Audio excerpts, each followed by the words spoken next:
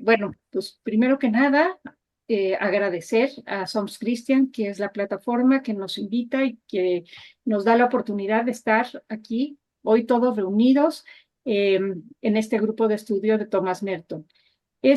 Bueno, pues tenemos hoy el honor de tener entre nosotros a Fernando Beltrán y a varios otros conocedores de Merton que nos acompañan hoy, pero Fernando va a ser, pues, al quien le agradecemos también de estar, que nos abre este espacio para estudiar a Merton y que además, pues, es ahora sí que un gran conocedor de Merton y que nos impulsa a conocerlo. Bueno, pues les voy a presentar un poquito de Fernando y como ustedes saben, las palabras siempre se quedan cortas y nunca podemos tener total comprensión de la persona simplemente con la presentación.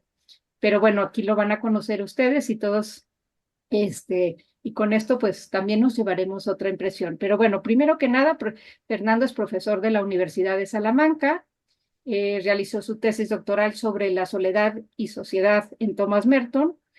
Es también coordinador de la sección española afiliada a la Sociedad Internacional de Thomas Merton Society y es autor de Thomas Merton, Mi verdadero viaje. Este libro lo recomiendo muchísimo porque es realmente un camino, un viaje que nos hace sobre Merton y que pues la verdad Fernando aquí hace un trabajo brillante. Bueno, también tiene La encendida memoria de Thomas Merton, que es una aproximación a Thomas Merton, que también es muy buen libro y ha traducido, entre otros, los libros de James Finley, que también es una joya, que es El Palacio del Vacío de Thomas Merton, y también de Paul Pierson, Contemplando el Paraíso, y bueno, pues ese también es otro de los libros traducidos. Pero también ha traducido de Thomas Merton, de él mismo, ¿no? Que es La voz secreta de la reflexión sobre mi obra en Oriente y Occidente, El pensamiento en soledad, con Francisco Pascual, Rafael de Pascual, también Los diarios de Asia, de Thomas Merton, La montaña de los siete círculos, Encuentros en California, Conferencia de las cartas con cartas de Redwoods, y algo que es muy importante y también una herramienta muy valiosa para nosotros que estamos estudiando a Merton, es el diccionario de Thomas Merton. Esa es Ujú. una joya también. Él trabaja en este diccionario y bueno, pues creo que vale muchísimo la pena saber que existe porque ahí se recoge muchísima información tanto de sus libros como de su trabajo, pues, de sus cartas y ahí es una joya también.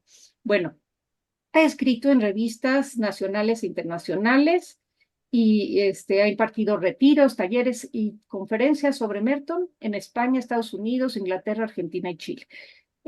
Yo sé que no querías que platicara todo esto, Fernando, pero no podía dejar de decirlo porque creo que vale la pena que sepamos, pues, que tienes un gran caminar con Merton y que Merton, pues, ha dejado una huella importante en tu vida y por eso tienes todo esto de la mano y que todos estos trabajos, pues, te estamos muy agradecidos porque gracias a ello, nosotros podemos hoy estudiar a Merton porque Thomas Merton generalmente está siempre en inglés y tenemos poco acceso a veces a sus libros, pero gracias a ti, pues ahora ha sido pues muy bueno para nosotros porque nos has abierto a conocer a Thomas Merton en español.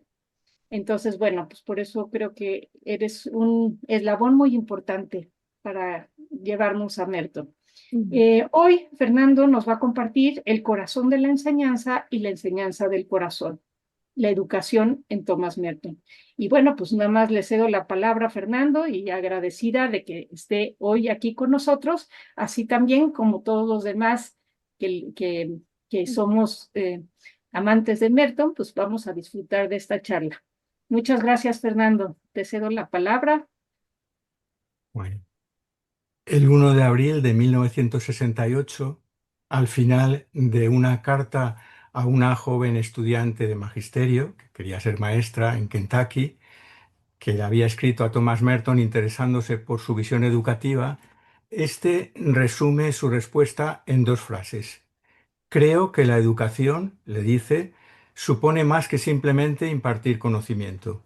Significa la formación de la persona entera. Bueno, he empezado por aquí, pero me gustaría realmente comenzar felicitando muy sinceramente y de todo corazón a los miembros de la plataforma Som Christians por esta iniciativa que participa precisamente de esa visión. Por eso quería empezar con esta frase significativa, por el mucho y por el excelente trabajo tras su impulso que les mueve también de corazón y por su fértil andadura desde el inicio. Quiero agradecer muy especialmente a Xavier Garí la posibilidad de acompasar nuestros latidos y a Teresa Valenzuela, por supuesto, su disposición muy generosa a compartir la llamada de Thomas Merton a ser oración. Ella tiene un artículo específico sobre eso que también arroja mucha luz sobre el tema. Y a quienes nos escuchan detrás de la pantalla, al otro lado del espejo, por la calidad de su presencia y por poner rostro y mirada y convertir lo virtual en real. Aunque el título de esta breve presentación apunta a dimensiones realmente inabarcables, la voy a dividir en 4 secciones, como una diminuta brújula, como un compás, y finalizará con una sencilla oración de Merton.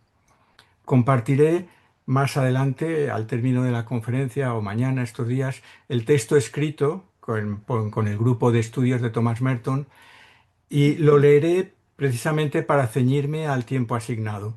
Eso nos permitirá disponer también de las referencias a las que aludiré a lo largo de la charla y permitirá también volver sobre el mismo texto con mayor holgura para poder detenerse en alguna frase o en alguna referencia.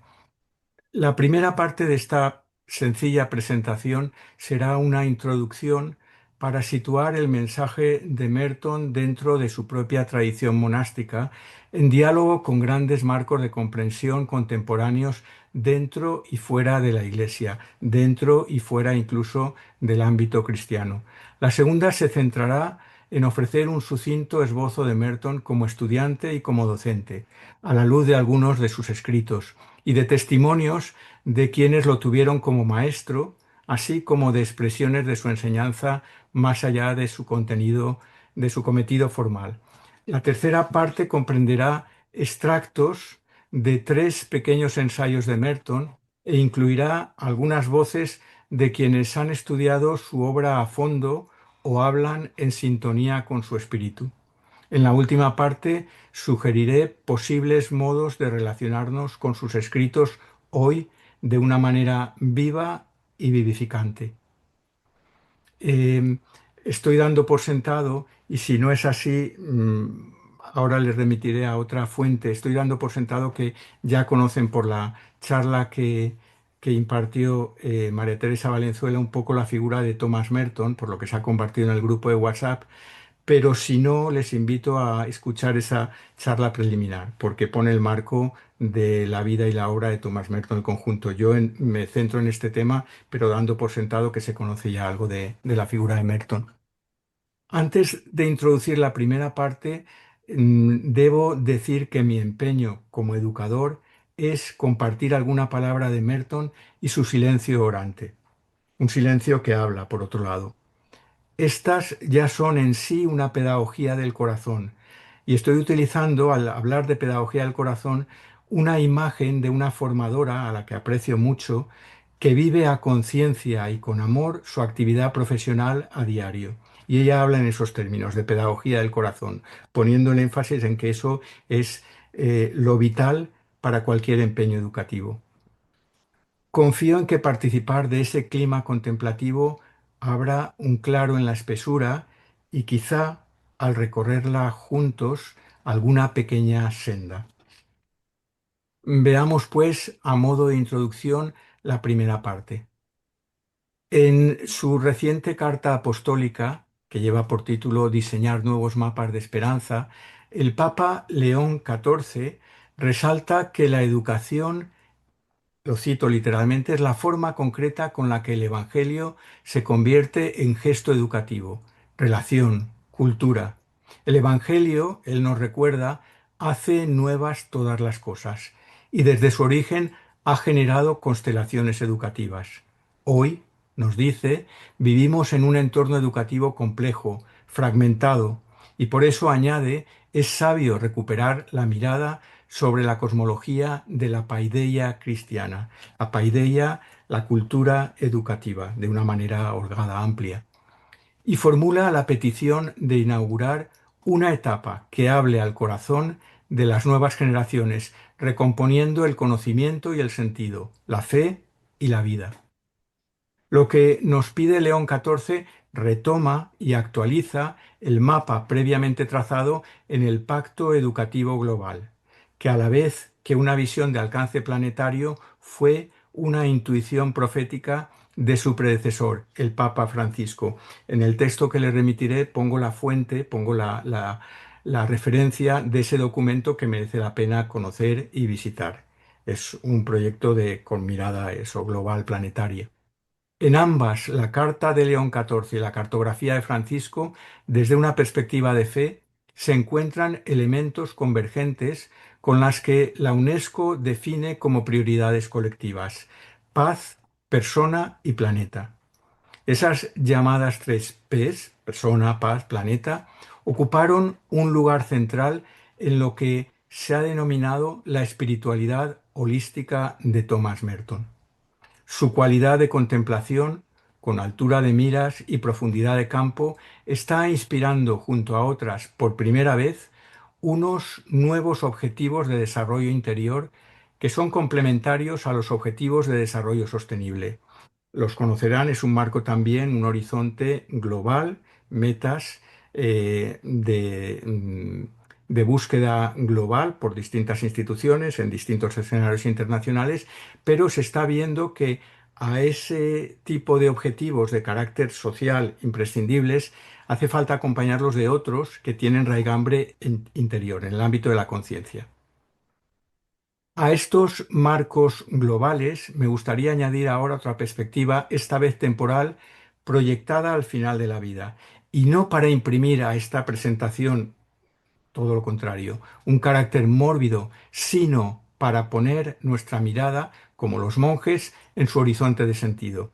Y es que la regla de San Benito les exhorta a, literalmente, esas son las palabras de la regla, tener la muerte presente ante los ojos cada día. En la experiencia de alguien que fue novicio de Thomas Merton, la oración nos lleva a la participación vital, inefable y actualizada en la cruz y resurrección de Jesús. La regla de San Benito, sella pues desde su mismo inicio de manera clara el carácter pedagógico y la orientación entera de la vocación monástica. La regla se inicia así: escucha, hijo, los preceptos del Maestro. De ese modo, no sólo remite a la fuente de la enseñanza, sino que nos habla de su contenido, un quién antes que un qué, un encuentro con la verdad hecha carne. Conocer es esencialmente un encuentro, afirma el psiquiatra Ian McGilchrist en una obra magna que recomiendo de todas, que se titula El Maestro y su emisario, recientemente traducida al español. Y San Benito ofrece la vía de ese aprendizaje, que es una disposición de la totalidad de la persona. Inclina el oído de tu corazón, dice en la regla también a su inicio. Esa modalidad de atención llama a orientar el ser entero desde su hondón, aquel que es camino. Permite así percibir el pulso de su vida, seguir sus pasos y, como expresaba Merton en un poema, sentir el mundo en mi flujo sanguíneo. Uno de esos poemas traducidos en la preciosa antología de Sonia Petisco, que hoy nos acompaña y nos acompañará en otra sesión más adelante.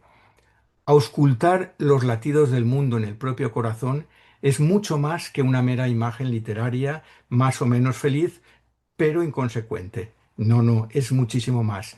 Así, por ejemplo, el politólogo contemporáneo Hartmut Rosa cree que también nuestra sociedad hoy necesita eso que entonces pidió el rey Salomón a su Señor: un corazón atento a la escucha.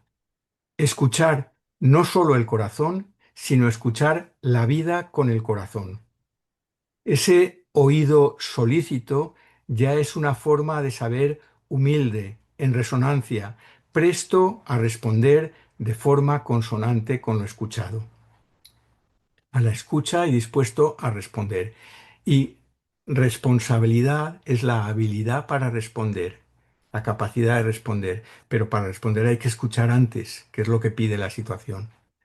Por eso, ante la grave crisis que atraviesa nuestra sociedad, Rosa señala por un lado la carencia y por otro la necesidad, en sus propias palabras, de cuánto nos pueda iluminar sobre lo que podría significar tener un corazón que escucha. Y para ese fin, concluye, la esfera religiosa puede ayudarnos a encontrar elementos de respuesta. Por su parte, el sacerdote y profesor de sociología Tomás Halleck sugiere que la tarea que le espera al cristianismo en su atardecer es el desarrollo de su dimensión espiritual y destaca el ejemplo de Thomas Merton por haber inspirado desde el silencio de un monasterio contemplativo lo que describe como una espiritualidad de personas que viven en el ruido de las ciudades, pero que las experimentan como desiertos espirituales, lugares de soledad dentro de la multitud. Thomas Merton decía, el desierto antes se encontraba en el desierto geográfico, ahora el desierto se encuentra en todas partes, decía Thomas Merton.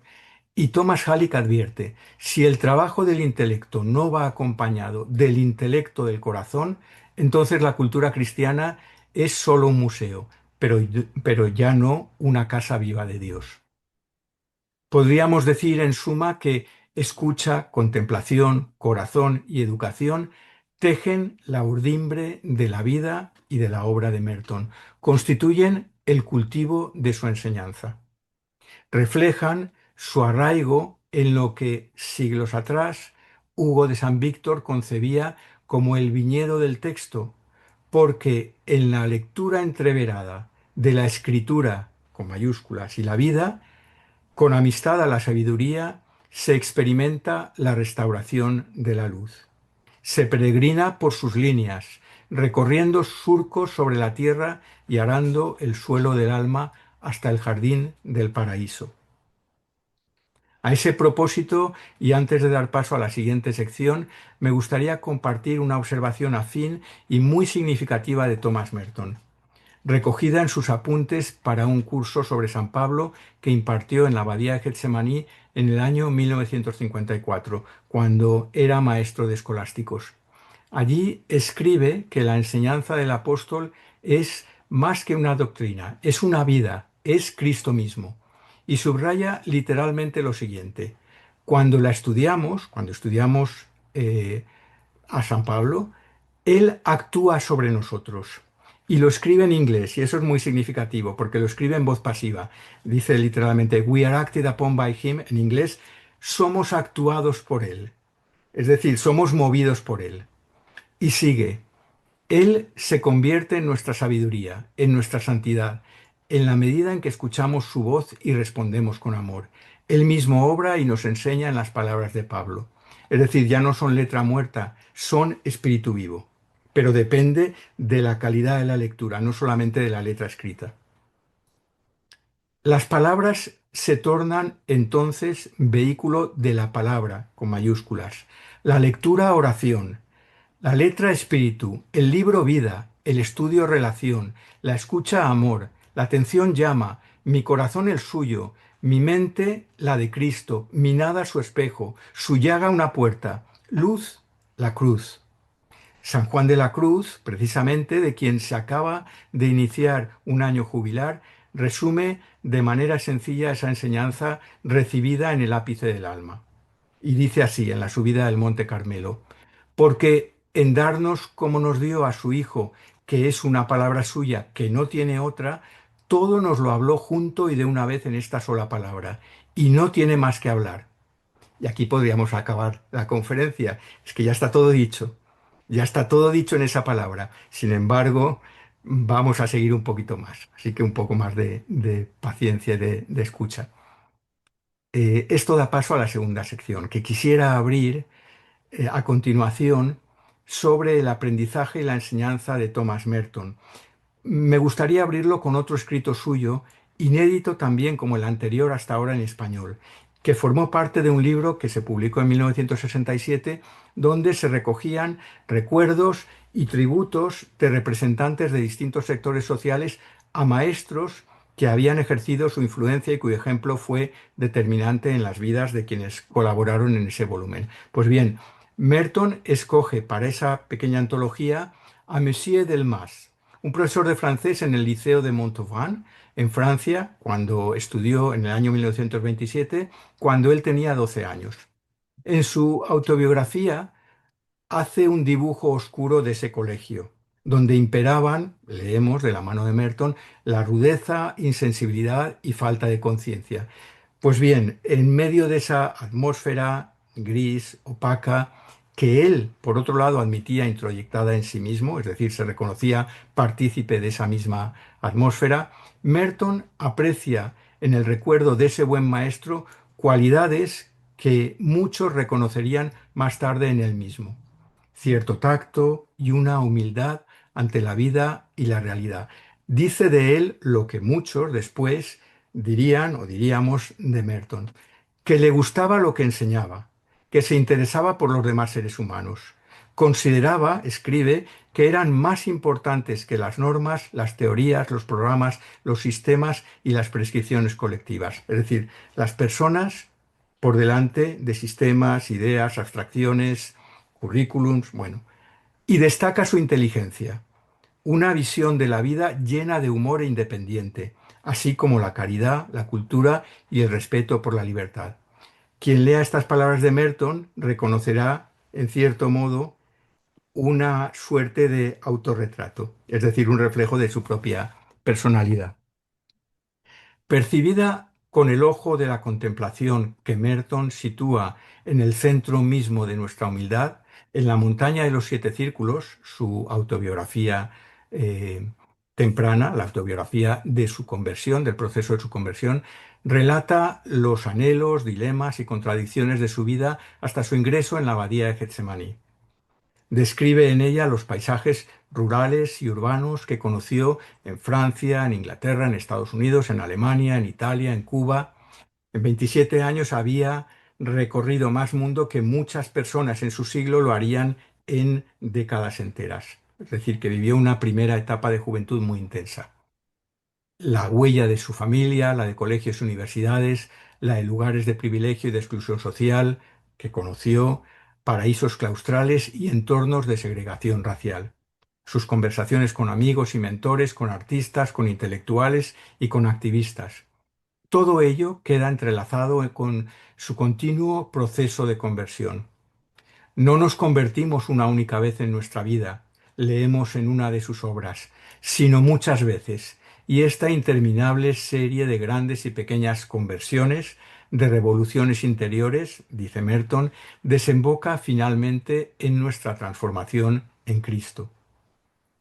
Y si Dante había distinguido 7 círculos en el ascenso a la contemplación divina que inspiraron el título de su relato, también nosotros podemos destacar en ese camino de ascenso a la verdad de Merton, como él tituló uno de sus libros sobre San Juan de la Cruz, 7 personas que representan, en cierto modo, otros tantos aspectos de su magisterio plural. Las dos primeras influencias determinantes fueron obviamente sus padres, ambos artistas. De su padre, Owen Merton, escribe lo siguiente en su autobiografía: heredé su manera de mirar las cosas y algo de su integridad. Y quien conozca la obra de Merton, incluso sus expresiones artísticas, reconocerá algo de eso en el retrato que Merton hace de su padre. Y de su madre, Ruth Jenkins, cierta insatisfacción por la confusión en que vive el mundo y alguna de sus capacidades, nos dice Merton. De los dos destaca facultades para el trabajo, la percepción, el goce y la expresión. Merton guardó desde su juventud un diario, del que se han publicado 7 volúmenes extensos. Con ese ejercicio, que no fue meramente introspectivo, dio continuidad a la tarea que de hecho iniciara su madre cuando el bebé nació, ella volcó de manera minuciosa en un precioso cuaderno que se conserva todavía los progresos que iba haciendo su pequeño Tom desde el mismo nacimiento. Más tarde, el doctor Bennett, su padrino, ejercería de tutor cuando murieron sus padres en edad temprana, y lejos de desalentar a Merton, alimentó su interés constante por el mundo de la cultura contemporánea. Entonces, cosas de vanguardia, el cine, el jazz, el arte más de vanguardia y las novelas experimentales. En cuarto lugar, su profesor en la Universidad de Columbia, ya en Nueva York, Mark Van Doren, acentuó su gusto por la literatura en sus vertientes de creación y de crítica, con una actitud que habría de dejar una impronta indeleble en el joven universitario. De su profesor Mark Van Doren escribió con auténtico aprecio: ¿Quién es este que realmente ama lo que tiene que enseñar? Y dice de sus clases que eran realmente educación, es decir, sacaban cosas de uno, hacían que la propia inteligencia mostrara de manera explícita sus ideas. Hay que decir que con Mark Van Doren mantendría relación posteriormente hasta el final de su vida. Fue uno de los primeros en conocer la muerte de Merton cuando sucedió en Asia, uno de los primeros a quienes le comunicaron esa, para entonces y para él, muy triste noticia. Igualmente decisivo, en esta ocasión lo fue para su apertura interreligiosa, fue entonces un joven monje hindú que pertenecía a una escuela que ponía el énfasis en la no violencia y en la eliminación del sistema de castas. Merton ya había tenido un primer encuentro intelectual con el hinduismo en 1937 a través del libro de Huxley, El fin y los medios, Aldous Huxley. Ahora, sin embargo, lo tenía ante sí, ante sus ojos, vivo, en carne y hueso, una presencia amigable, con quien intercambió muchas conversaciones. Escribiendo en retrospectiva, en un tributo años después, con ocasión del 60 cumpleaños de Brahmachari, como se llamaba el monje hindú, Merton comentó que haberlo conocido entonces había contribuido a su decisión final de convertirse en monje. Y allí dice en ese tributo que fue su forma de ser lo que le afectó profundamente, el modo más eficaz de enseñar, su forma de ser, su ser entero, más que cosas específicas que le dijera. Y recuerda el consejo que recibió de él cuando se conocieron, también muy significativo. El entonces joven Brahmachari le dijo: hay muchos bellos libros místicos escritos por cristianos. Debiera usted leer las Confesiones de San Agustín y la Imitación de Cristo. Y al recordarlo, Merton exclama con mezcla de desconcierto y admiración: me decía que debía volver a la tradición cristiana, pero me lo decía un monje hindú. Eso, aparentemente anecdótico, es muy importante para entender la evolución posterior de Merton, que en adelante trataría de ponerse en la piel del interlocutor para hablar en sus términos, no renunciando a su posición, a su atalaya de monje cristiano, pero sí para comulgar con él y a partir de ahí establecer un diálogo sincero de corazón a corazón. De mayor influencia incluso fue mm, también en la universidad, su profesor de filosofía, Daniel Walsh. En 1939, Merton, que entonces contaba con 24 años de edad, estudió un curso sobre Santo Tomás de Aquino con él. Walsh muy pronto descubrió en su joven estudiante un temperamento agustiniano.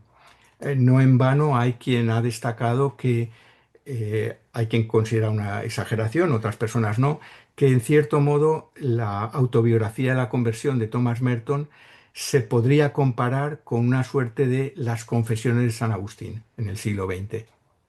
Para Merton, ser así considerado, y por su profesor, a quien respetaba muchísimo, suponía entrar a formar parte de una tradición que incluía a San Anselmo, San Bernardo, San Buenaventura, Hugo y Ricardo de San Víctor y Duns Scoto.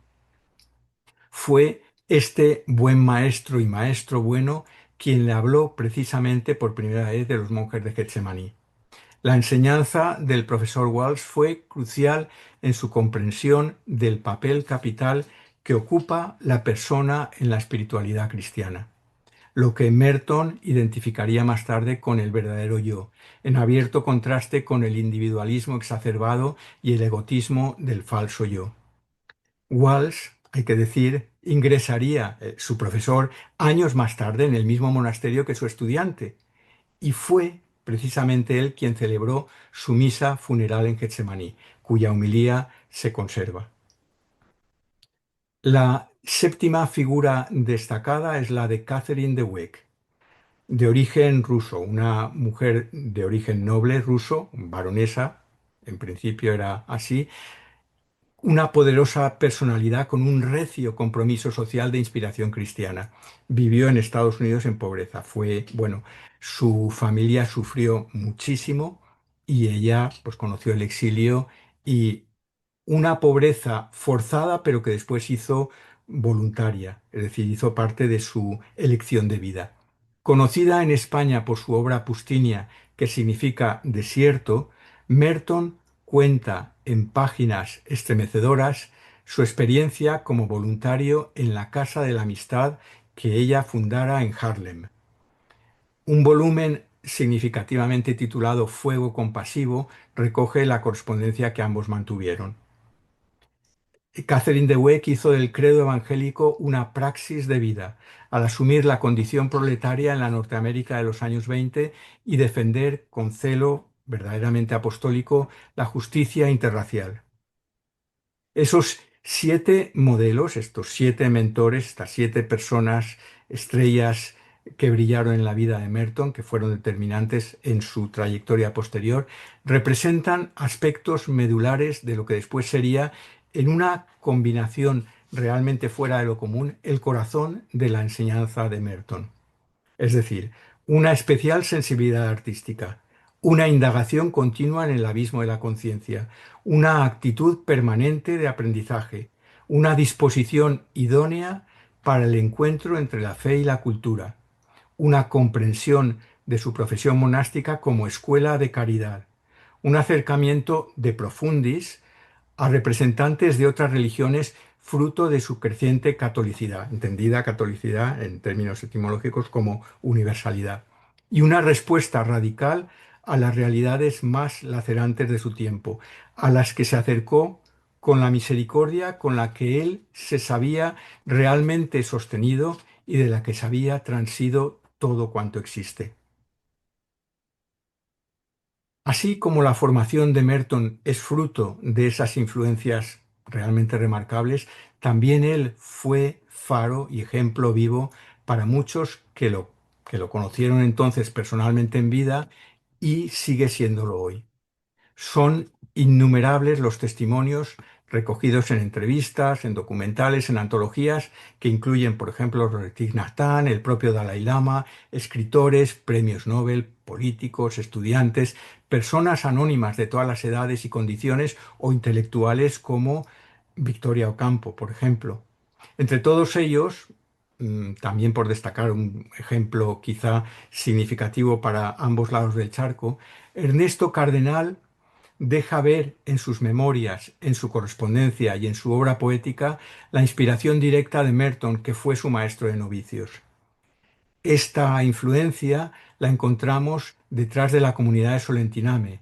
Es también la que le animó a dar voz a los pueblos originarios de Latinoamérica y asoma en las líneas de su preciosísimo libro Vida en el Amor. Debo decir que la profesora Marcela Raggio, que nos acompañará más adelante con otra conferencia que estoy deseando escuchar, ha dedicado atención especial a la relación de Merton y Ernesto Cardenal. No obstante, hay un juicio unánime a la hora de reconocer que si alguien ha sabido entrar en comunión con su maestro y reflejar el corazón de su enseñanza, este ha sido, lo mencionaba antes Teresa Valenzuela, James Finley, otro novicio de Merton durante 5 años. En su libro El Palacio del Vacío de Thomas Merton, Finley afirma que su maestro escribió desde la misma sustancia de su vida y fue conocido en el mundo por su carisma para articular algo de la inefable realidad del Dios vivo. Finley ofrece una destilación esencial de ese fuego, en sus palabras, fuego que las enseñanzas de Merton aspiran a encender en nuestro corazón. De nuevo, en sus propias palabras que recogen esa llama, la oración está llamada a provocar una completa transformación de la conciencia, hasta que la vida entera, en cada expresión concreta, pueda ser mirada con el ojo interior, como Dios mismo la ve, entrañada en la luz de su amor. De un modo similar, con el humor poético y profético que caracterizaron a su buen amigo Robert Lax, este le rinde el siguiente tributo, contando y cantando así su vida. Voy a contarlo, pero antes decir que con Robert Lax se conserva un volumen de cartas, tuvo una relación maravillosa.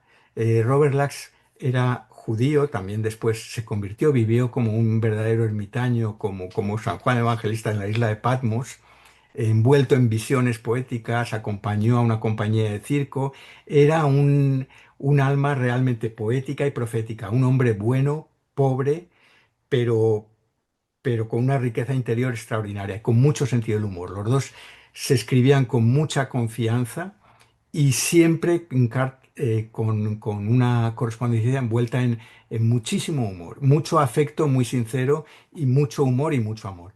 Pues bien, Robert Lax canta de su amigo como un tributo. Había un ermitaño que vivía en el bosque. Pasaba sus días y sus noches rezando y realizando tareas pacíficas para alabar al Señor. Aunque su espíritu descansaba siempre en el corazón de su Creador, sus manos y sus pies rara vez estaban ociosos, tampoco su mente. Se podría decir que las cosas que él hacía eran inútiles. No tejía cestas, no hacía zapatos. O, si acaso eran útiles, solo lo eran para el espíritu, solo para el alma en su viaje a Dios. ¿Y cuáles eran sus obras? Pues ensayos, traducciones, poemas, fábulas, dibujos, fotografías, danza y percusión. Tantas obras y todas del espíritu, tantas, y todas de una sola fuente, hacia un único fin. También escribía cartas, escribía y escribía y escribía, unas ligeras, otras de peso, algunas dirigidas a los problemas del mundo, otras solo para reír, pero todas surgían de un único impulso del corazón. ¿Y de dónde sacaba tiempo para escribir tanto? Se levantaba temprano y solo se dedicaba a alabar al Señor. En otras ocasiones habrá quien me haya escuchado decir que en- se ha hablado mucho del ser humano y se le ha definido de muchas maneras, muy sesudas, muy acertadas, como Homo sapiens sapiens, como Homo ludens, el hombre que juega, como Homo videns, ahora en nuestra época más visual, como, bueno, se le ha descrito de múltiples maneras. Para Merton, lo más importante del ser humano, lo que lo define sería calificarlo como Homo laudens, una persona laudatoria, la persona que tiene capacidad de alabar. Y así es como concluía en su tributo Robert Lax a su amigo Thomas Merton. Se levantaba temprano y se dedicaba a alabar al Señor. Incidentalmente, en una carta al Papa Juan XXIII, el 10 de noviembre de 1958, Merton se refirió a su correspondencia ingente, que ocupa más de 10 volúmenes, como simplemente un apostolado de la amistad. El tenor de la enseñanza de Merton, el aire de su vuelo, queda bien reflejado en un libro de madurez, donde escribe que sus reflexiones personales, lo cito literalmente, intuiciones, metáforas, observaciones y juicios sobre lecturas y sucesos son un diálogo implícito con otras mentes, un diálogo en que se suscitan preguntas, pero sin esperar hallar, él dice, mis respuestas. Cree que de hecho a una persona se la conoce mejor por sus preguntas que por sus respuestas. Y hace la siguiente observación. Sin duda, dar a conocer las propias preguntas es ponerse al descubierto. Esas tres palabras, ponerse al descubierto, traslucen un tipo de enseñanza que más allá de impartir o compartir conocimientos, por encima incluso de enseñar con el propio ejemplo, no persigue resultados concluyentes, sino que enseña precisamente mostrando. Y lo que muestra, sin pretenderlo siquiera, es el ser de la persona entera. La persona entera, al descubierto, queda expuesta y dispuesta. Es permeable y es porosa. Es esa una enseñanza, pues, despojada de sí y por eso despejada, no ofuscada. No sabe y su desnudez, pobre y transparente, es vista. De ese modo, un modo sin modo, ve con claridad, con pureza de corazón. En 1951, 6 meses después de asumir su tarea como maestro de escolásticos, Merton anota: he escrutado sus corazones. Y escribe en Asia al final de su vida: ahora ya he visto, he penetrado a través de la superficie y he ido más allá de la sombra y del disfraz, más allá de apariencias, de convenciones, de convencionalismos, más allá de las imágenes que proyectamos, de los roles sociales, de los méritos, logros, éxitos, imágenes proyectadas o introyectadas, ese diálogo que mantenemos social y que nos sostiene en en el mundo de la convivencia con cierta funcionalidad para estar en el mundo, más allá de todo eso. Esa es la educación entendida en su sentido etimológico: sacar a la luz y hacer que aflore quiénes somos espiritualmente y vivir de acuerdo con esa visión, una visión ahora, esta vez, trocada en misión. Pertenece a cada generación descubrir los modos de esta desapropiación de nosotros mismos, escribe Javier Meloni, el jesuita Javier Meloni, al referirse a los caminos espirituales del corazón. Antes de dar paso a la siguiente parte, a la tercera parte, me gustaría concluir este apartado con la despedida del propio Merton a sus estudiantes en la última conferencia monástica que les impartió como maestro de novicios, el 20 de agosto de 1965. Allí les decía: a veces es posible ver que realmente las cosas dejan de ser opacas y ya no ocultan a Dios. La vida es así de sencilla. Vivimos en un mundo que es absolutamente transparente y Dios brilla en todas las cosas en todo momento. Y eso no es una historia bonita, es verdad. Dios se manifiesta en las personas y en los objetos, en la naturaleza y en los acontecimientos. Él está en todas partes y no se puede estar sin Él. La humanidad de Dios se vuelve transparente en las personas. Esta persona concreta es una manifestación de la humanidad de Dios. Esta persona concreta al otro lado de la pantalla, esta persona concreta, mi vecino, mi vecina, mi esposo, mi esposa, mis hijos, mis compañeros, compañeras de trabajo, esta persona concreta es una manifestación de la humanidad de Dios, no solo por ser una criatura de Dios, sino por estar redimida en Cristo. Y eso, les decía, es para lo que estamos aquí. Se lo decía a los monjes profesos, o que iban a profesar, pero también nos lo dice, y él enfatizaba eso, a quienes él consideraba que en el mundo, por utilizar esa expresión, es decir, extramuros, fuera del claustro, también teníamos la condición de monje en el sentido etimológico, monje como monos, con la vocación de unificación. Monos significa uno, y él decía que una cosa son los monjes profesos, pero que en realidad la vocación humana es una vocación de unidad. Unidad con uno mismo, unidad con los demás, unidad con Dios. Y en ese sentido consideraba que los monjes eran, más allá de sus novicios o sus compañeros de monasterio, pues todos los seres humanos, la familia humana en su totalidad. 60 años más tarde, en su invitación a orar con Thomas Merton, José Chamorro nos remite al monasterio que se halla en nuestro corazón, el recipiente anonadado que permite que el misterio se diga y se exprese en nuestra vida desde su gracia. Allí donde escribe: la fe es la llave que abre la puerta del alma y la deja en un umbral donde ya no ansiamos buscar, pues nos reconocemos encontrados. A continuación, pues en esta tercera sección daré espacio a la propia voz de Merton a través, como les anunciaba, de 3 ensayos suyos escritos en la última etapa de su vida, en los años 60. Los 3 participan de esa condición holográfica, podríamos decir, de sus páginas, porque, aun siendo muy dispares, semejantes a facetas de un mismo mineral precioso, en sus refracciones se reconoce una sola fuente de luz, una unidad que al tiempo que las armoniza es realzada por sus propias iridiscencias, por lo demás dinámicas y cambiantes con la mirada que las lee, también ella transformada por su lectura. Em, el primer extracto se titula La fe y procede del capítulo 18, lleva ese título, de Nuevas Semillas de Contemplación.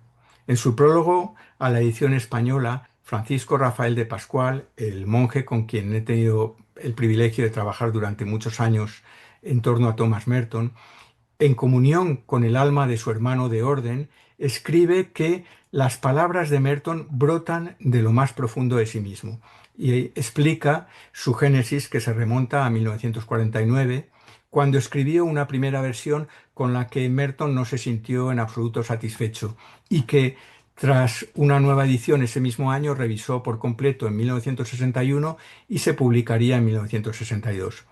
Esa obra se ha comparado con un Enquiridión, es decir, un compendio de referencia, un clásico de la espiritualidad, y lo es.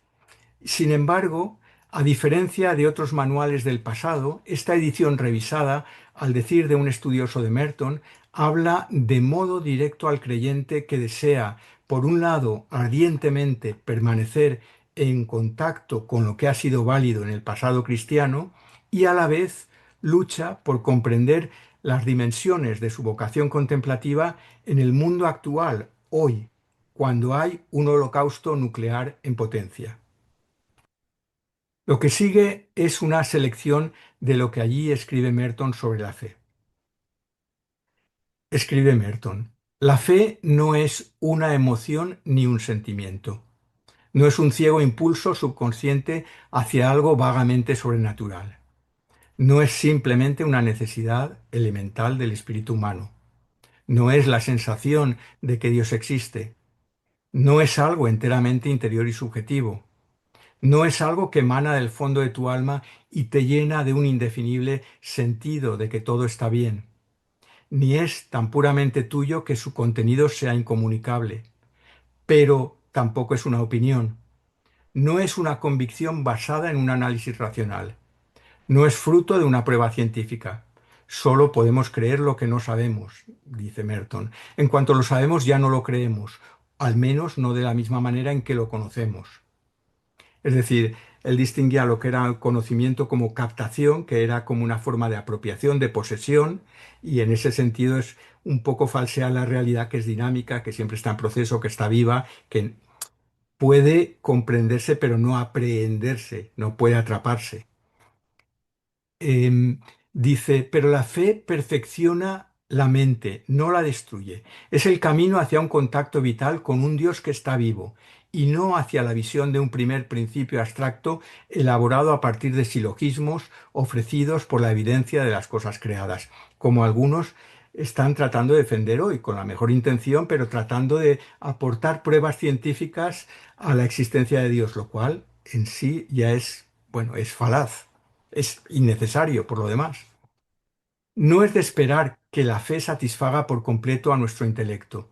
La fe deja al intelecto suspendido en la oscuridad, sin una luz propia de su modo de conocimiento, de su modo de conocimiento. No obstante, no frustra el intelecto, ni lo niega, ni lo destruye. Por la fe no solo aceptamos proposiciones reveladas por Dios, no solo alcanzamos la verdad por un camino que la inteligencia y la razón no pueden recorrer por sí solas, sino que damos nuestro asentimiento al mismo Dios. Recibimos a Dios. Decimos sí, no solo a una afirmación sobre Dios, sino al mismo Dios invisible e infinito. La fe no termina en una declaración ni en una fórmula de palabras, sino en Dios mismo.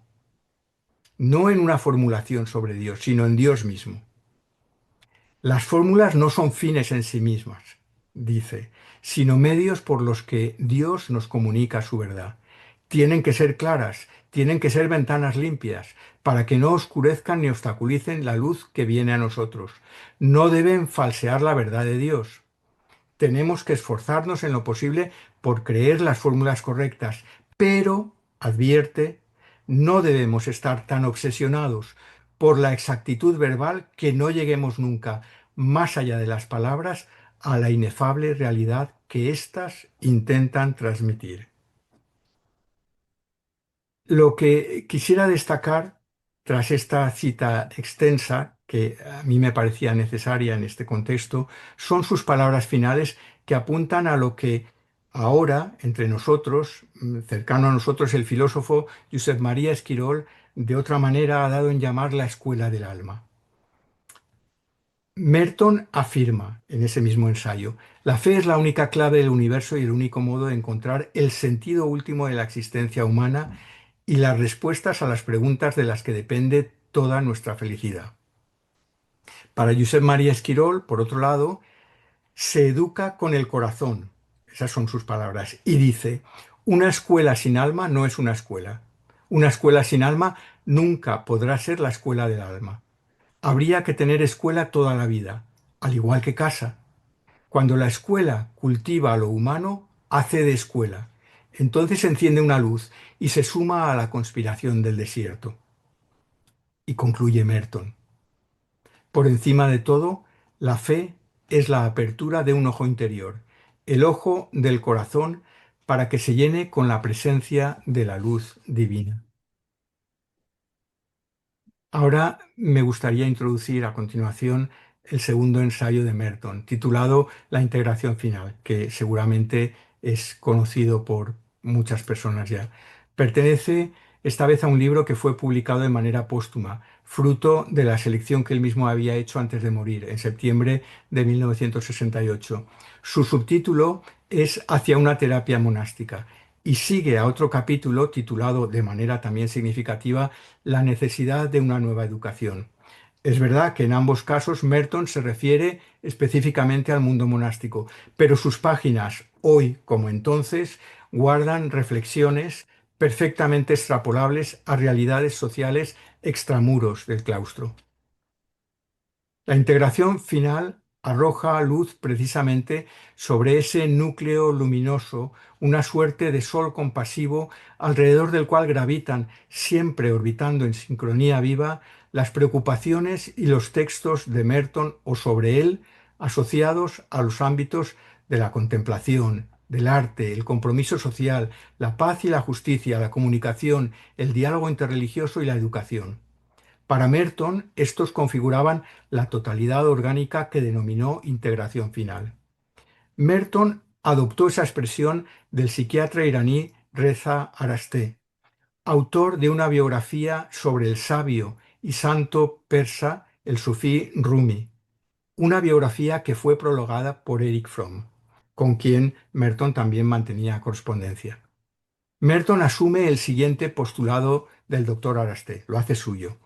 Una vez que hemos crecido, adquirido una educación y asumido un rol socialmente útil, lo cual es imprescindible, hay que pasar, sin embargo, por otro nacimiento.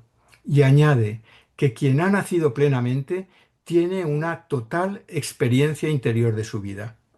Aprehende su vida plena e íntegramente desde un fundamento íntimo. Ya no es nacido como lo fue la primera vez. Su nacimiento interior es otro, que no está reñido con el primero, que el primero es absolutamente, es imprescindible, pero es de otro orden. Y asemeja el paso previo a ese nuevo nacimiento a la noche oscura descrita por San Juan de la Cruz, pues esta, lo cito literalmente, requiere una fortaleza solitaria mucho más poderosa que la ordinaria y un valor relacionado con la raíz de toda la existencia.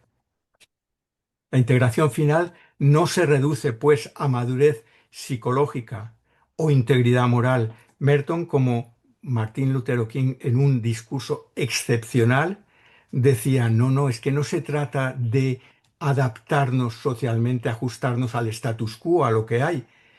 Cuando hay incomodidad frente a las situaciones que hay, eso es signo de salud, no es signo de insania o de estar fuera de quicio. Bienvenido sea ese tipo de incomodidad ante el status quo cuando está plagado de injusticias, ¿no? Eso lo decía alguien como Martin Luther King, podía decirlo eh, con toda autoridad moral.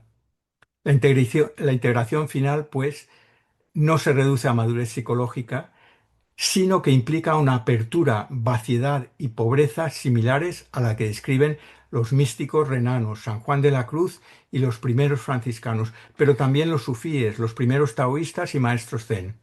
Esa madurez, sugiere Merton, va mucho más allá del mero ajuste social o la adaptación psicológica. Una persona así, sostiene, ha alcanzado una identidad más profunda y completa que la de su ego limitado. Y eso supone identificarse con todos, experimentar sus alegrías y sufrimientos como propios, pero sin ser dominado por ellos. Alcanzar una profunda libertad interior, no quedar limitado por la cultura en la que se ha crecido, experimentar la existencia humana ordinaria, la vida intelectual, la creación artística, el amor humano, la vida religiosa y a su vez trascenderlas, preservando, no obstante, lo mejor de todas ellas. En la visión de Arasté, de la que bebe Merton, alguien así se ha convertido en una imagen de su comunidad, de la humanidad y del resto del mundo. Los acepta, se siente en relación con ellos. En esencia es todos ellos.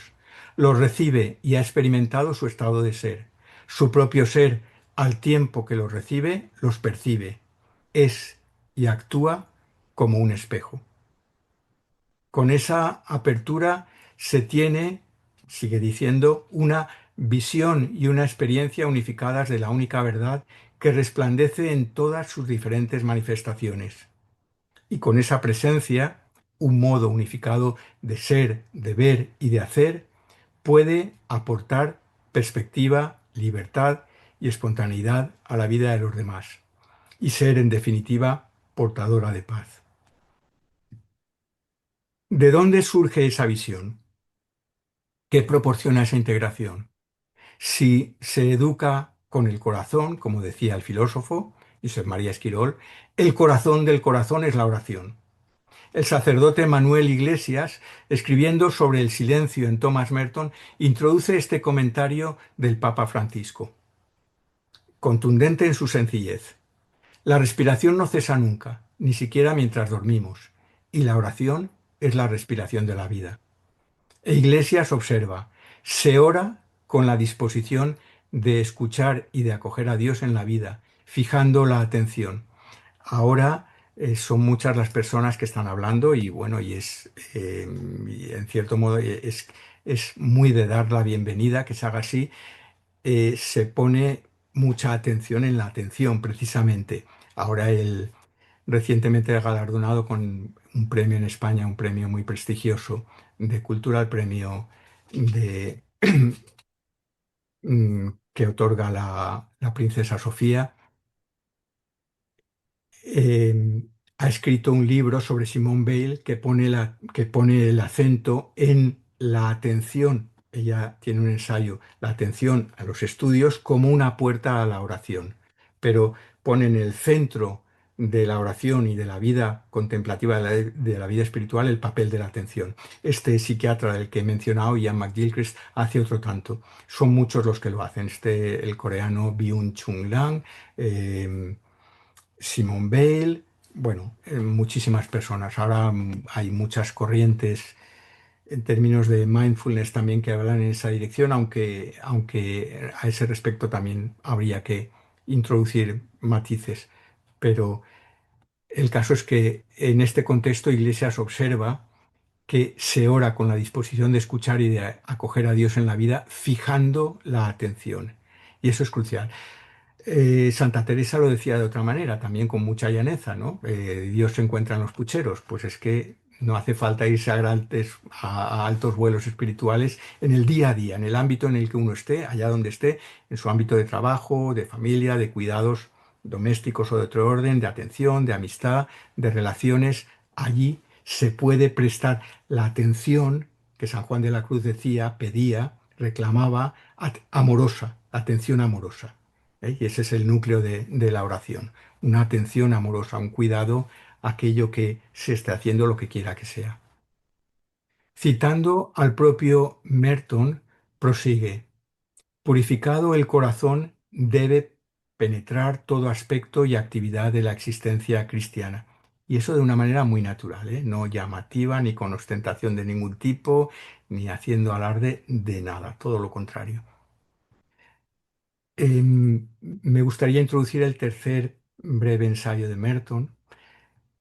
Al final de su vida, Thomas Merton comparó su itinerario monástico con el universitario en este tercer ensayo que ahora quiero introducir. El capítulo, que lleva por título Aprendiendo a vivir, parte de una colección de escritos en honor de la Universidad de Columbia, donde estudió.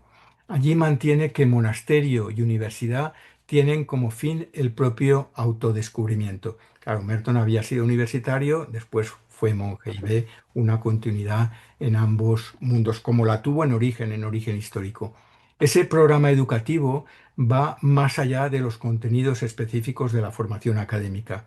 Uno se gradúa, escribe Merton de una forma radical, alzándose de entre los muertos. Aprender a ser uno mismo significa, consecuentemente, aprender a morir para poder vivir. Significa descubrir en el fondo del propio ser un yo que es definitivo e indestructible. En un volumen sobre Merton y la educación de la persona entera, su autor señala que, si bien en términos convencionales el verdadero yo orienta su vida al presente, en términos espirituales se orienta a la presencia. Y de nuevo hay una continuidad entre ambas cosas, presente y la presencia. El presente es nuestro lugar adecuado, dirá Merton. Y más adelante, esta actualidad de la presencia de Dios es algo que no pertenece al pasado o al futuro, sino solo al presente. Remontándose a su etapa de enseñanza en el monasterio que ejerció con los escolásticos primero y después con los novicios, Merton afirma: aprendí enseñando. Y ese aprendizaje y esa enseñanza no tienen fin. En virtud de ese magisterio, recibido y ejercido en la universidad y en el monasterio, reconoce que detrás de ambos late el mismo logos o ratio, aunque si bien ambos son escuelas, el último es una escuela específicamente de caridad. Así se define a los monasterios, escuela de caridad. El corazón de su enseñanza reside en la posibilidad de activar en los estudiantes su más profundo centro, el ápice o chispa, que Merton describe como sigue. Él dice que ese ápice o chispe es una libertad más allá de la libertad, una identidad más allá de la esencia, un yo más allá de todo ego, un ser más allá del reino de lo creado y una conciencia que trasciende toda división, toda separación. Desde la perspectiva de su origen, los dos, universidad y monasterio, constituían a la vez un microcosmos que cobró una configuración simbólica según la cual las disciplinas en origen, históricamente universitarias y monásticas, equivalían metafóricamente a los cuatro ríos del paraíso. Pero lejos de aspirar a un retorno romántico al pasado, Merton apunta más bien a su fundamento interior, a su sentido esencial. Merton dice: el paraíso es la persona, el yo, pero el yo radical en su libertad, libre de inhibiciones, el yo que dejó de estar vestido con su ego. Esa es su definición del paraíso. Desde el punto de vista sapiencial, por el que aboga Merton, es decir, un saber que es de saborear, no solamente de saberes concretos específicos, también, pero sobre todo un saborear, una sabiduría, su mensaje educativo se resume en lo siguiente: sea lo que hagamos, cada acto, por pequeño que sea, puede enseñarnos todo, suponiendo que veamos quién está actuando. ¿Quién actúa cada vez que hacemos algo? ¿Quién está actuando ahora? ¿Quién actúa al hablar? ¿Quién al escuchar? ¿Quién? ¿Quién soy yo? Ese interrogante palpita en el centro de las grandes religiones y en el recinto de la conciencia de cada ser humano. ¿Quién? ¿Quién? ¿Quién? Conocedor como pocos de los caminos contemplativos de la tradición cristiana, Merton subordinó la enseñanza de modalidades específicas de oración a la posibilidad real y a la necesidad vital de ser oración. Adopta como modelo el de San Antonio, quien señalaba a los monjes que la plegaria no es perfecta hasta que uno ya no se da cuenta de que está orando. Es decir, uno no hace oración, uno se deja orar. Primero señala se hace necesario convertirse a Cristo. Pero eso no basta, pues de hecho la conversión cristiana es un giro interior tal que nuestra nostalgia de pertenencia solo se saciará cuando, atravesado el río de la muerte, nazcamos con Él y en Él, convertidos en Cristo. Así pues, la conversión a Cristo requiere un tránsito hacia la conversión en Cristo. Y es que, para Merton, en suma, Cristo encarna el corazón de la enseñanza y la enseñanza del corazón. Él es el maestro, la vida y la vía de aprendizaje, la escuela del alma y el alma de la escuela que es la vida, la unión perfecta de la soledad que nos informa y de la sociedad que podemos conformar con él. El 17 de agosto de 1949 escribía en su diario: Jesús no aceptó compromiso alguno con una sociedad meramente mundana. Al enfrentarse a los soberanos, no respondió una sola palabra. Su respuesta fue la soledad, pero salió de esta soledad para enseñar una sociedad que había de ser una sola carne y una sola sangre con él, una unión de todos en su cuerpo, donde la soledad y la vida en común se realizan perfectamente juntas y a la vez. Por eso observa en otro lugar: aunque la soledad no es separación, la madurez social del amor supone al mismo tiempo el desarrollo de una cierta soledad interior. Y no están reñidas, se reclaman mutuamente. Para que haya sociedad y para que sea de verdad y para que esté cimentada en el amor, tiene que haber un componente irrenunciable de soledad. Pero la soledad no tiene sentido si no está insertada en un tejido social. Somos seres en relación, pero ambas cosas son necesarias. En una de las conferencias que impartió en Alaska el último año de su vida, Merton afirmó: en oración soy en cierta manera todo el mundo. Encuentro a mis semejantes no solo a través de mi contacto externo con ellos, sino en lo más secreto de mi corazón. Vamos ya cerrando este pequeño círculo, aunque solo sea para abrirlo después, espero, a horizontes de anchura y de hondura sin medida. He querido denominar a esta cuarta y última breve sección Decir sí a Dios. Hace 10 años, para celebrar el centenario del nacimiento de Thomas Merton, se escogieron como inspiración estos versos suyos. Cada ser que nace, escribía Merton, viene al mundo como una pregunta, para la que ya no sirven las viejas respuestas. Las viejas respuestas no bastan, pero las preguntas siguen ardiendo. Hoy podemos leer a Merton y avivar su llama desde una triple perspectiva, poniendo a sus escritos a conversar entre sí a fin de comprender los unos a la luz de los otros, porque tienen registros muy distintos, porque él aparentemente se contradice, porque evoluciona continuamente, y leer unos escritos a la luz de otros ilustra mucho el dinamismo interno de su propio pensamiento, reflexión, maduración, contemplación. Se puede también leerlos en diálogo y participando en la interlocución que mantuvo con sus mentores, con sus corresponsables y con otros autores. O se puede hacer situándolos en el contexto en el que se escribieron. Las tres formas están entreveradas, pero todas reclaman nuestro concurso y adquieren sentido solo si nos sentimos parte de la conversación e interpelados por ella. No podemos leer de manera enteramente pasiva a Merton. Merton nos compromete a una conversación con él y con nuestro corazón y con la situación del mundo y con la situación de los demás. Merton nos entra, nos sumerge en una conversación a fondo, una conversación sincera, a corazón abierto. Después de todo, el boscaje de la obra de Merton hunde sus raíces en un mismo humus, en la humildad de nuestra común humanidad, y toda la foresta apunta hacia lo alto, en pos de una misma infinitud. Los contemplativos, dice de manera sencilla, son como árboles que limpian el aire por la noche. Y eso se lo dice a sus hermanas en un retiro en el monasterio de Redwoods, en California, en 1968. 3 años antes, en su ermita, había escrito: aquí arriba en el bosque se ve el Nuevo Testamento. Es decir, el viento llega a través de los árboles y tú lo respiras. Nuevo Testamento. El viento a través de los árboles y tú lo respiras. Novedad continua, buena noticia, noticia nueva.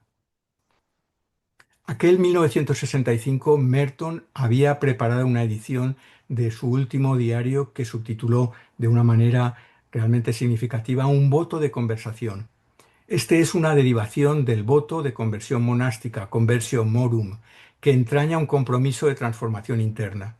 Esa fue la constante de su vida, que hizo explícita en su última intervención pública en Asia, vinculada a la pureza de corazón, la puritas cordis, a la que se había referido en el siglo IV el ermitaño y padre de la Iglesia Juan Casiano. Esa cualidad de convivialidad celebra lo que nos une y lo hace con mente de niño, que para Merton es la única que vale la pena tener.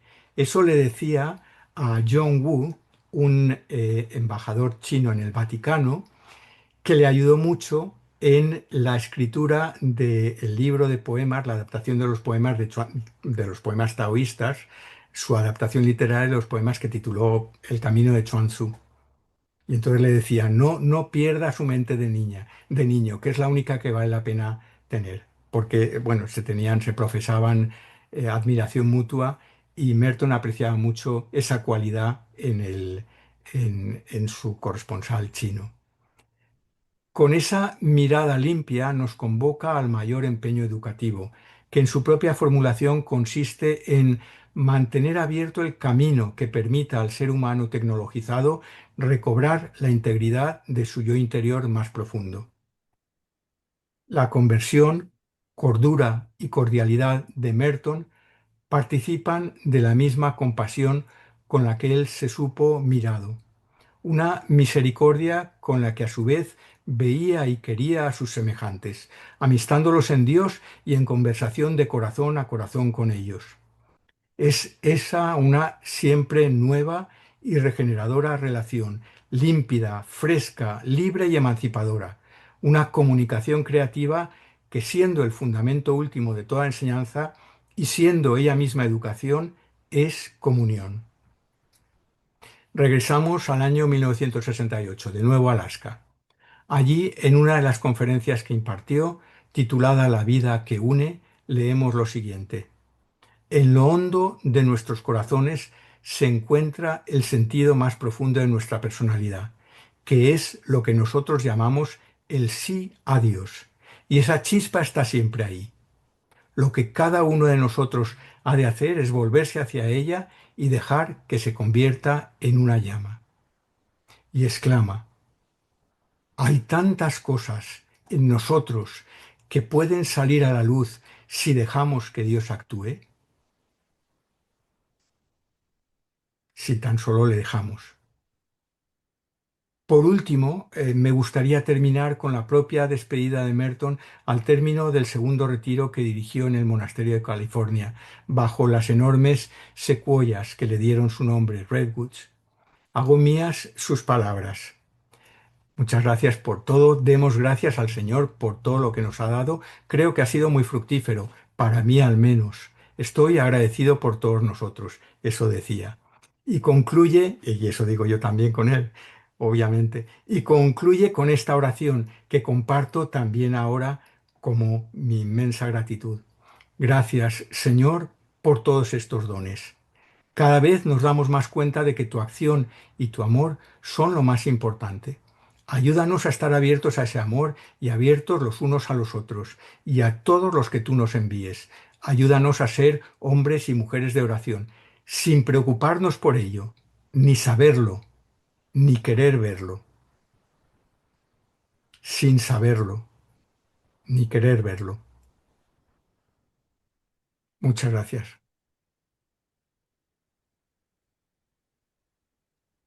Gracias a ti, Fernando, y bueno, qué riqueza de todo lo que nos compartes. Bueno, por eso mismo ven que no podía hacer más corta la presentación, porque vemos aquí, bueno, tu gran conocimiento de Merton y cómo nos compartiste también estos artículos que se escribieron y que pues no podemos tener acceso. Entonces, pues infinita gratitud contigo por este espacio tan rico y también, sobre todo, bueno, pues, o sea, yo quería ver qué podía decir sobre la charla, pero hay tanto que podemos seguir diciendo de la charla que me quedaría corta. De verdad, muchísimas gracias. Así como terminas, pues también nosotros estamos agradecidos con que nos hayas compartido esto. Y también, bueno, pues creo que nos haces una invitación increíble con varios detalles, pero sobre todo al grupo que ahorita está de estudio de Merton, que vamos a hablar vamos a empezar a leer el de Nuevas Semillas de Contemplación, y nos hiciste esta puntual, eh, bueno, reseña un poquito de cómo lo importante que es la conversación con Merton. Cómo Merton, bueno, nos deja a nosotros y nos hace estar siempre en ese diálogo, en ese preguntarnos, en ese estar atentos a lo que nos trata de compartir. Pero bueno, nosotros como grupo que vamos a seguir ahorita, bueno, sigo agradecida, pero voy a platicar un poquito la invitación que quiero hacerles al grupo al estudiarlo, como tú lo hiciste al irnos compartiendo todo esto, que conversemos con Merton. Pero bueno, hay algo que creo que es importante saber, que en el libro de Semillas de Contemplación, pues no es un libro que vaya de corrido, sino que se juntan escritos, pero que al mismo tiempo sí se pueden ir estudiando de manera separada, digo, se podrían estudiar de manera separada o también como lo vamos a hacer. Yo la invitación que quiero hacerles es a dividirlo, digamos, en tres, el libro. Ahorita les explico un poquito. Pero lo que quiero es que sepamos que pues, es un libro que tiene una progresiva profundidad, ¿no? Y que también Merton nos va ayudando a decir, va hablando un poquito del falso yo al verdadero yo, ese caminar del falso yo al verdadero yo. También nos va llevando a la comunión con Dios y con el mundo. Como bien nos hiciste ver ahorita con tu escrito, o sea, con lo que nos compartes, es esta educación, ¿no?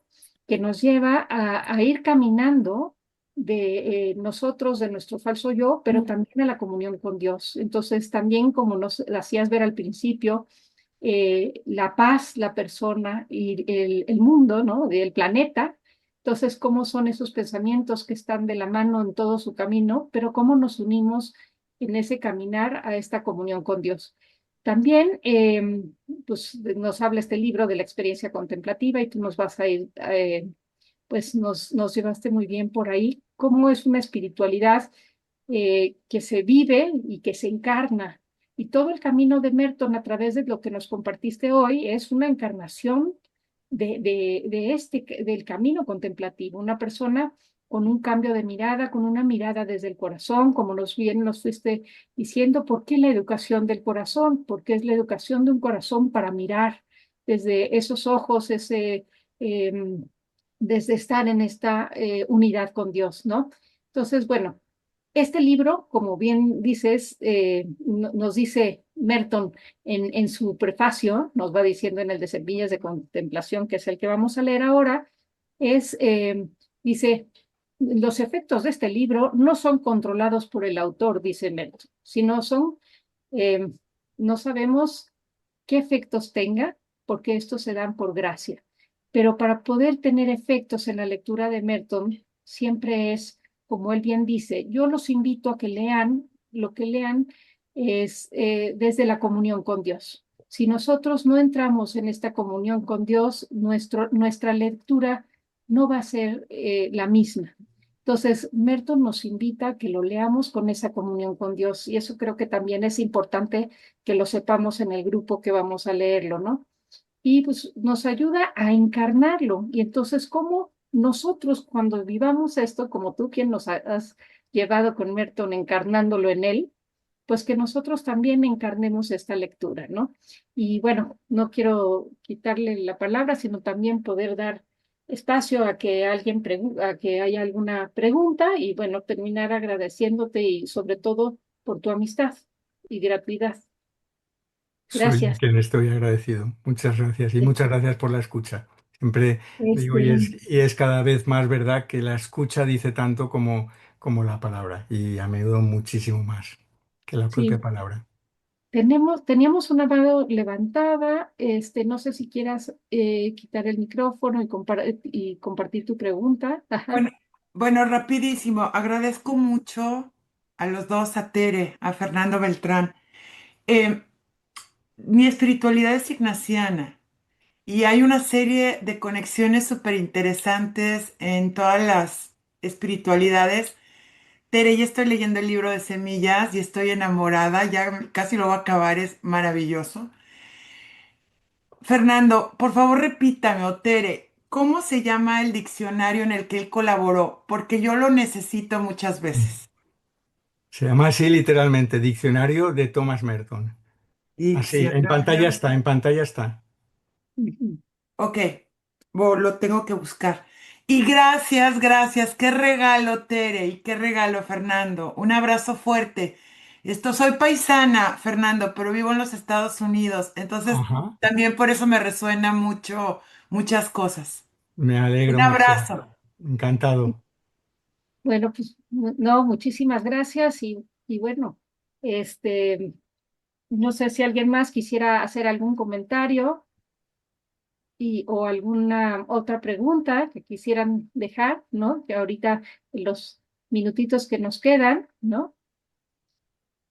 Pues yo creo que todos estamos muy agradecidas, Fernando, porque realmente es un caminar tan bonito que nos compartiste y bueno, yo veo cómo todos van poniendo sus agradecimientos en el chat y bueno, pues todos unidos con esta gratitud de pues lo que nos compartiste el día de hoy y bueno, nos amplías ese conocimiento de Merton y te seguiremos dando lata para que nos acompañes, ¿eh? Y pues gracias también Loli, Sonia, Pepe, todos los que están aquí que también quisieron estar para esta charla magistral y, y sobre todo pues abrirles la invitación a conocer más a Merton, porque Merton pues nos deja este regalo de lo que nos acabas de decir, cómo abrir el corazón, vivir desde el corazón con una mirada de corazón, cómo la oración se vuelve este camino tan importante para él, la comunión con Dios en la vida es lo que va eh, tratándonos de compartir todo el tiempo y bueno, encarnarlo, ¿no? Con hechos concretos, por eso ser profeta, ¿no? Entonces, bueno, pues no sé si quieran alguien más compartir. Yo nada más quería dar las gracias también a Tere y a Fernando. Fernando, la charla estuvo súper rica y qué bueno que nos vas a prestar el texto porque es tan rica que es como para volver a leerlo y entonces ya tener preguntas más concretas que para Tere o para ti si es posible porque sí fue muchísimo material y riquísimo, ¿eh? Maravilloso. Y también si podemos compartir todos la bibliografía de que hablaron, de que, por ejemplo, que Sonia ha escrito libros y más libros de Fernando en el Y más chat, que, pues agradecería muchísimo. Muy sí, claro, agradecido. Muchas gracias. claro que sí. Sí. Muchas gracias, Rosalina. Mañana sin falta comparto el texto en el chat del WhatsApp, de manera que sea de fácil acceso para todas las personas que participan en el grupo. Con gusto, claro que sí. Sí, no, pues muchísimas gracias, Fernando. No, pues sé que los vamos a tener por ahí. Y también yo les voy a compartir las próximas sesiones y también agradecer a Marcela Raggio, que está por aquí, porque ella va a ser una de las próximas ponentes. Entonces, que pues ella nos va a acompañar al grupo en marzo. En enero también tenemos, o sea, ahorita les comparto las fechas. El 19 de enero Nos volveremos a reunir a esta hora, a las 10:30, bueno, a la hora que nos reunimos hoy, para un trabajo grupal sobre la lectura del libro de Nuevas Semillas de Contemplación. Veremos ahí del capítulo 1 al 12 y después el 23 de febrero veremos del 13 al 24 y el 23 de marzo nos acompaña Marcela a presentarnos a Thomas Merton y los vínculos con la poesía. Nos va a dar, ya nos dará el tema eh, Marcela. Y el 20 de abril vamos a tener también la última parte de este trabajo de Semillas de Contemplación, que es el capítulo 25 al 39. Y el 1 de junio, José Antonio Vázquez Mosquera, pues nos va a acompañar también presentándonos, ¿cómo se dice?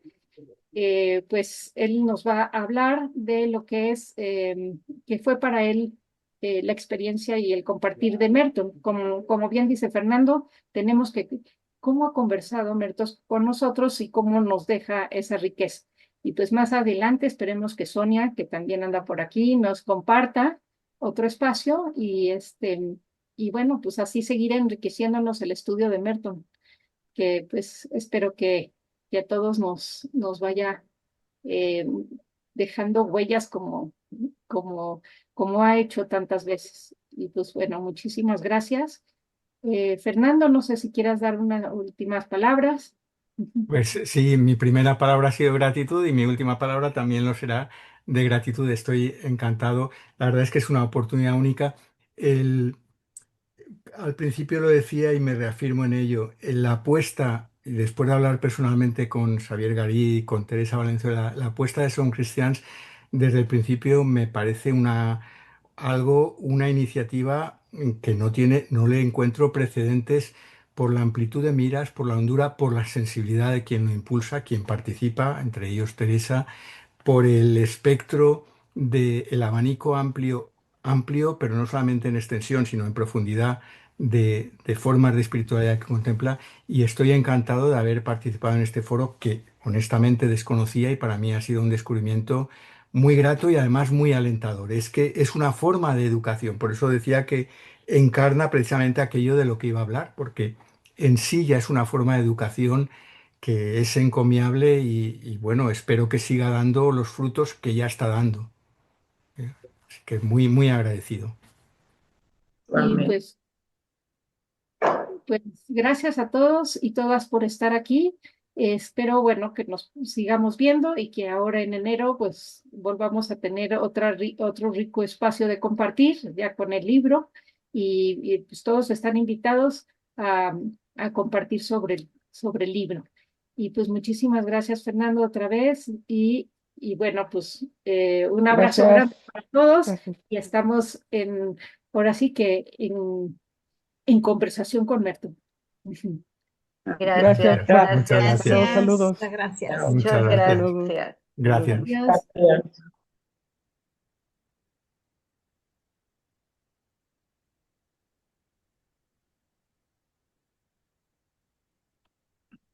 Adiós.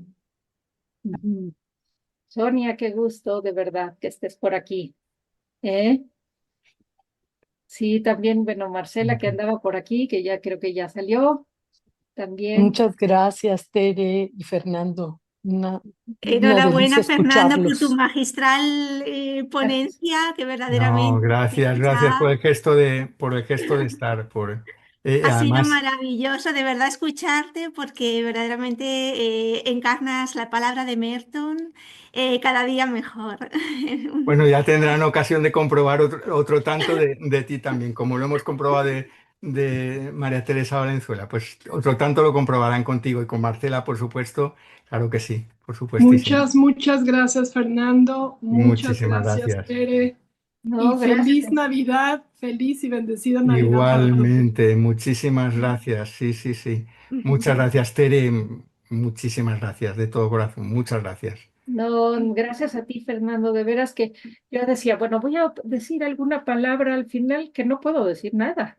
Después Bueno, de... ya has dicho muy bien dicho y has dicho todo lo que había que decir y más. No, muy Pero bien, bueno, Tere. invitarlos a leer a Merton Sí, esa comunión con Dios, Sí, porque Él sí, mismo lo hace, ¿no? sí. Dice, los frutos de esta lectura no son del autor, dice Merton. Sí, Entonces, sí, efectivamente, sí, sí. Y leído Eso es lo así más importante. es una forma de oración. Él hacía de la lectura en Honduras una forma de oración, una, no la única, pero una. Otra era en silencio, en presencia de Dios, pero también de la lectura se puede hacer una forma de oración si se lee con esa atención que dice San Juan de la Cruz, atención amorosa, con toda la inteligencia, con todo el corazón, con todo el ser. Y desde luego poniendo los ojos siempre en aquel que es la palabra de la que salen todas las demás palabras. sí, no, pues qué bonito, ojalá. Bueno, yo estoy segura que Merton no pasa desapercibido porque es la puerta de la puerta, como dicen, de la gran puerta, pero no pasa desapercibido de los corazones de las personas. Y porque va, como bien dices tú, haciéndonos preguntas y las preguntas nos convocan y no nos dejan sueltos. Entonces, eso es, nos dejan trabajándonos. Entonces, pues esperemos que así sea. Pero bueno, vamos a terminar aquí porque parece que se va a unir otro grupo más Muy adelante y bien, muy bien. un abrazo muy Bueno, un grande abrazo. y Un estamos en abrazo para contacto. todos. Estamos en contacto.